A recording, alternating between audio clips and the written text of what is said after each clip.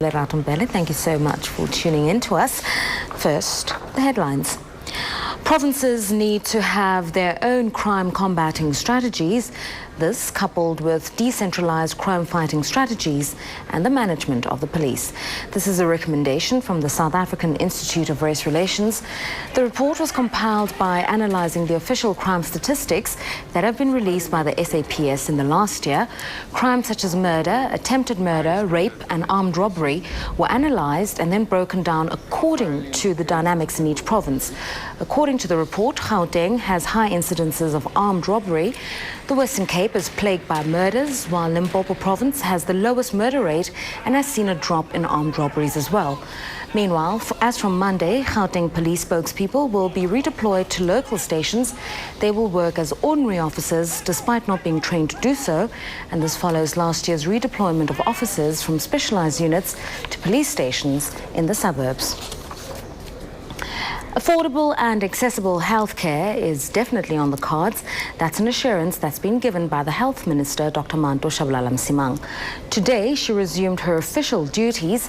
That's after a 3-month-long sick leave as she was admitted to the Johannesburg hospital. Dr. Shabalala-Msimang says the health system needs to be strengthened and that there are nurses who are returning to South Africa. The Health Minister also says that a review of the HIV/AIDS strategic plan is also on her agenda. Another issue will be the restructuring of the South African National AIDS Council. She's also committed herself to a stronger partnership with all stakeholders in the fight against the spread of HIV. One of the country's most notorious awaiting trial prisoners has appeared in court today amid tight security. Ananias Mate, who escaped from the CMAX prison last year, was escorted by heavily armed police and prison officials. A frail-looking Mate appeared before the court today wearing leg irons and handcuffs. He's now being held in a special prison cell which has no windows. There are also 24-hour guards at his cell door each day. Mate is facing more than 50 charges, including rape, attempted murder, robbery and hijacking. His case has been postponed until the end of January.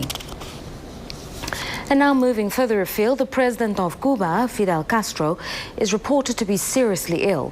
A Spanish newspaper has reported that his health has been deteriorating following 3 failed operations on his large intestine. The 80-year-old Fidel Castro, who took power in Cuba in 1959, is reportedly being fed through an intravenous tube. Media reports are at odds with the expressed views of a Spanish doctor who's treating Fidel, who says that he's actually recovering slowly.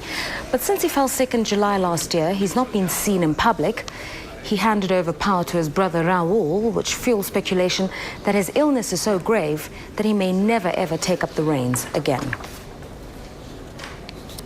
An Israeli newspaper has reported that unofficial negotiations between Israel and Syria have resulted in a document that could serve as a framework for a future peace accord.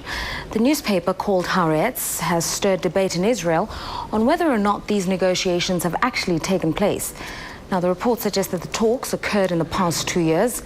The Israeli Prime Minister, Ehud Olmert, has brushed aside an unofficial peace plan that's been drafted by the Israelis and the Syrians, as suggested. He insists that the Israeli government had no part in the peace initiative. The newspaper says the negotiations have called for an Israeli pullout from the occupied Golan Heights. It said that the Israelis are expected to withdraw to positions that were held before capturing the Syrian territory in the 1967 Middle East War. And under the proposals, Israel will retain control over the waters of the Sea of Galilee. The Israeli state and Syria would also have joint use of a buffer zone, which is a park along its shores. And moving back to the region, the Victoria Falls, which is shared by both Zambia and Zimbabwe, is one of the greatest ecological wonders of the world. But the Vic Falls are now at risk because developers are planning to build a multi-million-dollar luxury resort in that area. Now, plans have been proposed by an international hotel chain, which could put the site at risk. The Zambian wildlife authorities have given permission to a consortium of local and also foreign investors to build 2 hotels next to the waterfalls. Environmental groups have cautioned that the development could threaten the falls. The tourism demand for the Victoria Falls is spread equally between Zimbabwe and Zambia. Zimbabwe, which has a weak economy, is concerned about this resort development. Meanwhile, Zambia is attempting to capitalize on the tourism industry by marketing itself as the true home of the Victoria Falls. The environmentalists have threatened to ask the courts to block the project if the government allows it to proceed. Right, those are the stories making headlines. We'll be back with more after the break. Stay with us.